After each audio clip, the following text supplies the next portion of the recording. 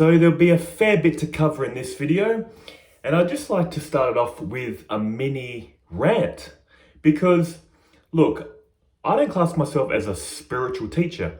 Think of me as a friend on the spiritual path, and I'm just sharing what I have learnt that may be useful to you. And as this friend on the spiritual path, I just want to start off with a mini rant. I just want to address this comment only because I found it so funny. Like, literally, I found it funny. I'm reading it here, you can see it there. This channel is like being shouted at in an enclosed space. No sub, no like, no dislike, good luck. When I read this comment, I literally laughed. You know why? Because it's so true. It is so funny. I know that this person was probably trying to have a go at me, or I don't know. But literally, I'm sorry, but I found it hilarious. You know why? Because it's true. I do get so hyped up and animated, and I can start yelling, and I understand it. Most speakers on non-duality are very soft-spoken, very calm. And I'm sorry, I'm a new YouTuber, and I'm not going to change how I speak. If you ever watch me in the future, apply pressure to the volume button. Lower the volume. I know I'm going to get amped up. But having said that, I'm trying to be mindful. I'm trying to tone it down. Because it's true, I don't want to be constantly yelling at you guys. I'm trying to control my passion. I'm trying to be mindful of that. So just keep that in mind. Another quick thing. A comment was left so long ago. They said, why do you edit your video? Why are there jump cuts in it? They said, aren't you comfortable with speaking in front of the camera without all these jump cuts? And you know why I do this? Because I do it to respect your time. I've seen videos where people are talking about a subject, take long sips of a drink throughout the video, or they're eating, they pause to eat, and I know they're probably doing this to be relatable, but I'm trying to respect you guys' time. I'm not going to keep in long pauses, or when I get really excited, fumble my words and leave that in, am I? I'm trying to condense it down. And I'm no Rupert Spira. If you've been into the teachings of non-duality, you must have heard of this guy, Rupert Spira. I consider him as an enlightened teacher. He's done so much for me in the beginning stages. He can leave some long pauses in his videos. There was one where it was like a 40-second pause. I actually rewound the video and pushed play again, and it's like he paused there was silence for 40 seconds before he answered the question. And I know why he does this, because when someone asks him a question, he takes the question and contemplates it and gives them a really tailored response. But look, guys, I'm no Rupert Spira.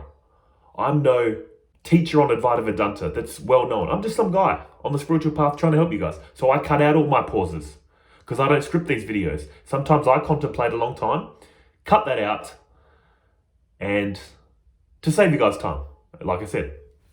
So I just thought I'd get all of that out of the way. Now let's get into the main topic of this video, which is answering two questions that I can clump together. The first question is, on my trusty iPhone 8, I'm curious as to know your thoughts regarding integral theory from Ken Wilber or other systems like David Hawkins' map of consciousness. I'm only going to read that part. You can pause the video and see the rest of the comment here.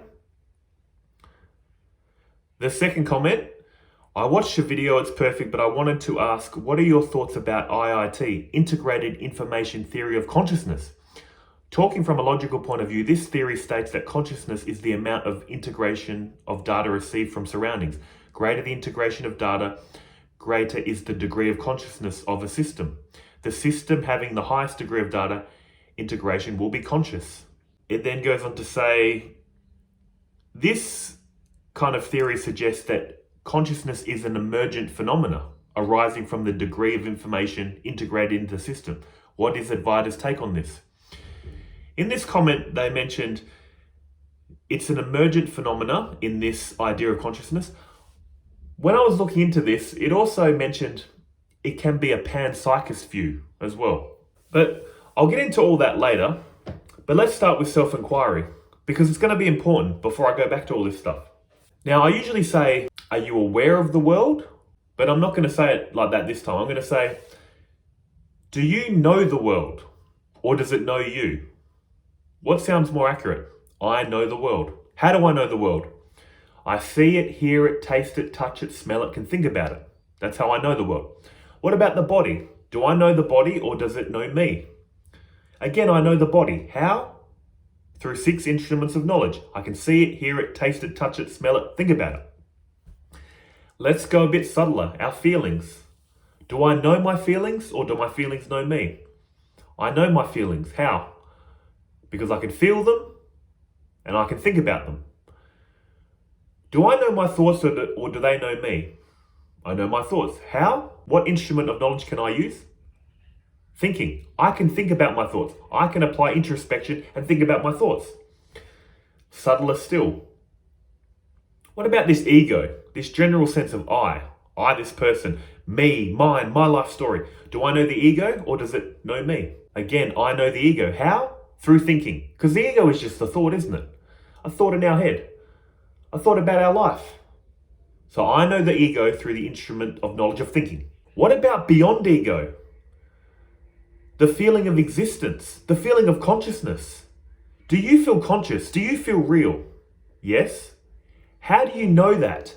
What instrument of knowledge can you deploy to know that? Can you see consciousness, hear it, taste it, touch it, smell it, think about it? No.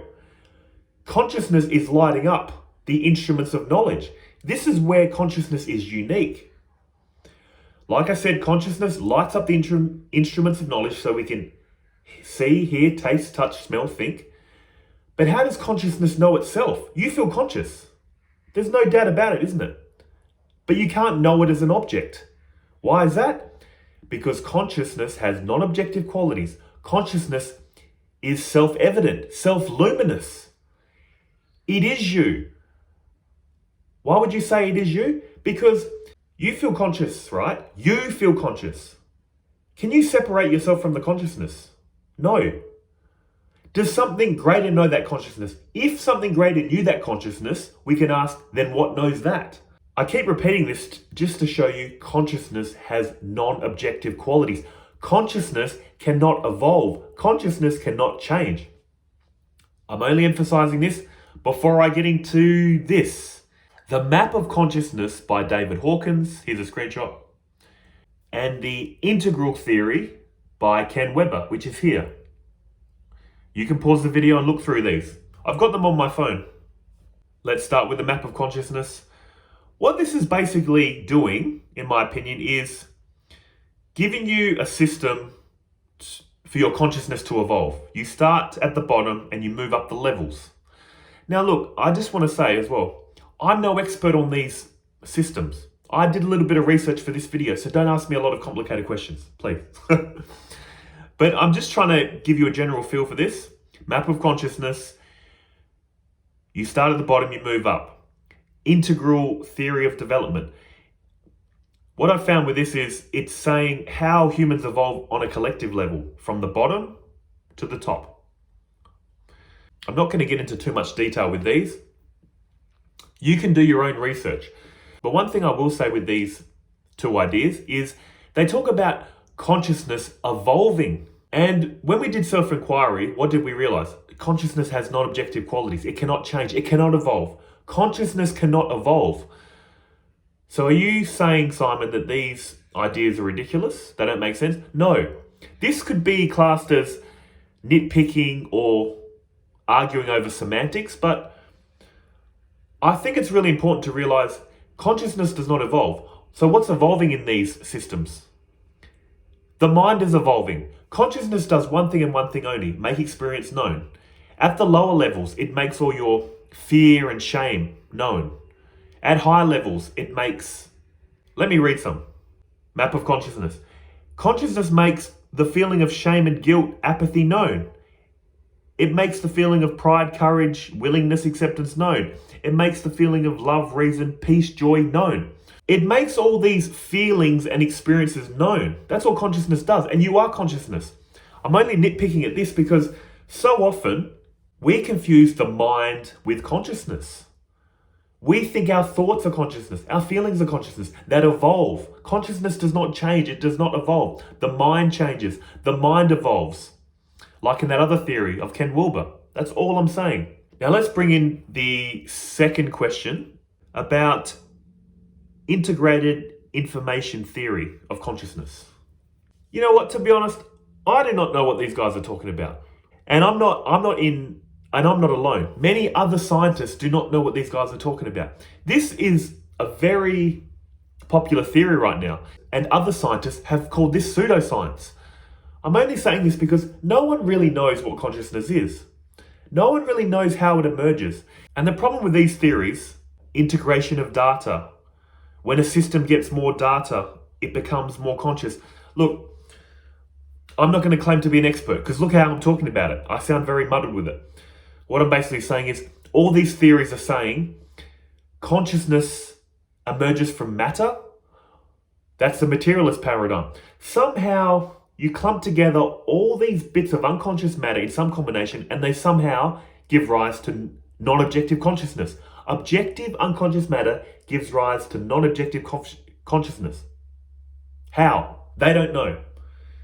This is where Panpsychism comes in. In Panpsychism, they say that every little bit of matter has a little bit of consciousness. And when you clump it all together, voila, you've got consciousness. But this runs into, it's called the combination problem. They said if this was the case, if every little bit of matter had little bits of consciousness that you clump together, this reality would appear pixelated, fragmented. They say it doesn't add up to our experience. Our experience of consciousness is smooth, unbroken, homogeneous. They said if you clump all these little bits of matter with consciousness together, it wouldn't appear that way. They say, I saw an example. They were saying it's like making a painting out of little dots, trillions of dots, a pixelated painting.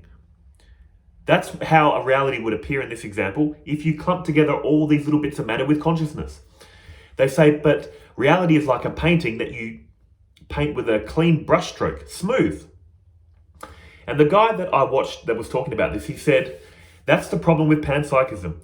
But he's come up with a theory of cosmic Panpsychism, which is instead of all of our consciousness like being little dots on a painting, paint a smooth painting and then section off this painting into us, me, you, everyone. Basically what he's getting at is, it sounds a lot like Advaita Vedanta. He's basically saying, we have a theory that there's a cosmic consciousness lighting up this universe and all of us are kind of sectioned off in it. Basically, it's like what Advaita Vedanta is saying in a sense. There's the pure witness, pure consciousness, Brahman, that lights up all these appearances of your body and mind, my body and mind, 8 billion minds and all the bugs and all the animals. Cosmic Panpsychism. They're getting close according to Advaita Vedanta. But all these other theories, there is unconscious dead matter that consciousness emerges from, is a belief. Because all these theories happen in consciousness. The theory of every little bit of matter has a little bit of consciousness. Belief. This theory happens in consciousness. The problem with these theories is they're starting from a bottom-up approach. Starting with matter and consciousness emerges from it. Advaita Vedanta is reversing this. They start from the top and move down. Consciousness is fundamental. Top-down approach instead of bottom-up approach. So what do I think of all these theories? Evolution of consciousness, integrated theories. Here's Advaita Vedanta's take. Just remember this. Another word for consciousness, neti. Not this. Consciousness is not this world, not this body, not this thought, not this feeling. Anything you can class as this, it's not consciousness. Consciousness is that which makes all this known. It makes this evolution of consciousness known. It makes all these theories of integrating information, somehow generating consciousness known. Once you flip all this and realize consciousness is fundamental, that all these appearances emerge from, it's so basic, it's so simple. But what are these theories basically doing? Advaita Vedanta is saying the movie screen existed first and then the appearances come out of the screen. These theories is basically like it's saying the movie existed first, that the screen emerged from.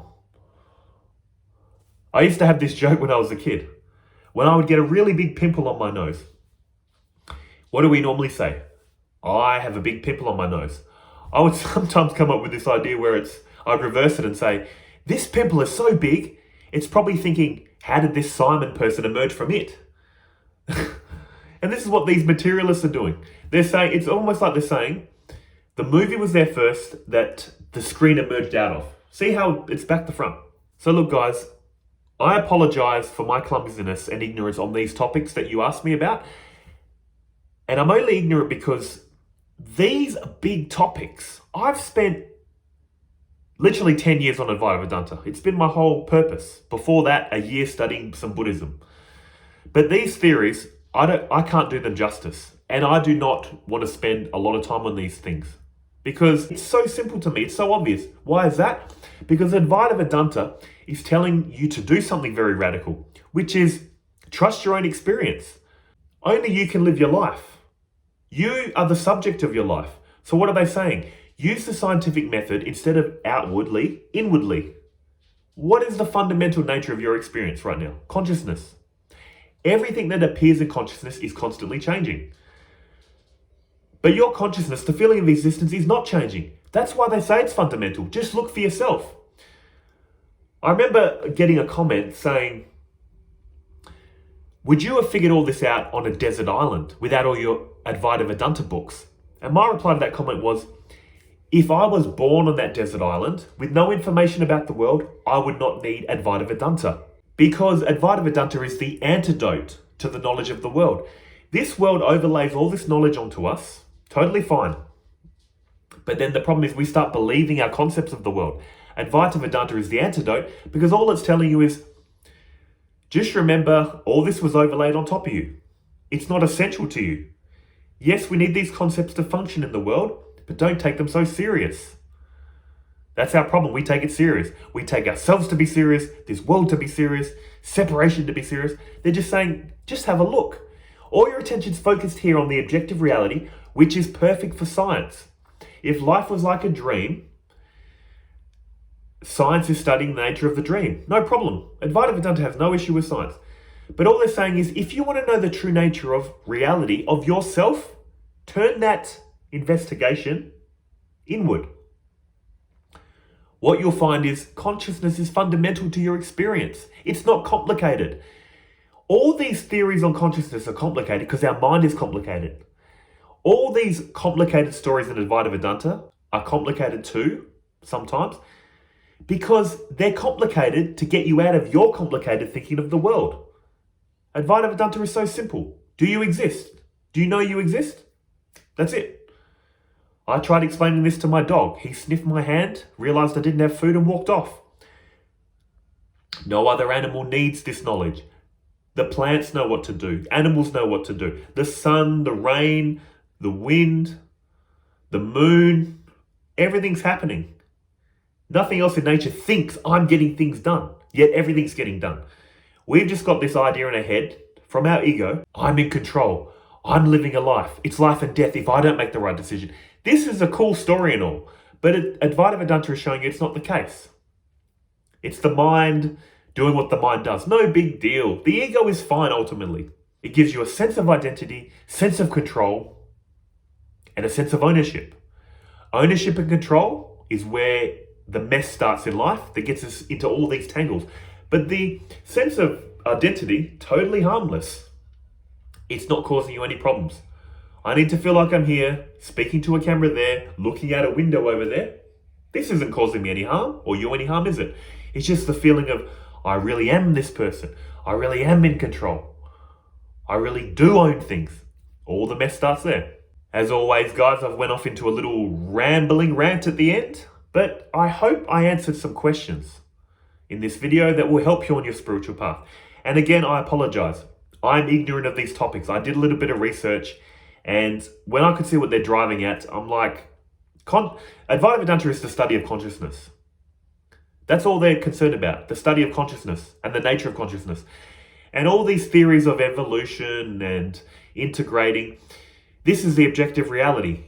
And they have a purpose. I just also like to mention, these evolutions of consciousness, these theories, I'm not saying that they're wrong. From the point of view of a person, these are useful. But I'm just saying, don't think that consciousness evolves. It doesn't. It's just your mind evolving. Your true self-consciousness doesn't change, doesn't evolve. It's very important to realize that. As always, guys, thanks again for watching, and I'll see you in the next video.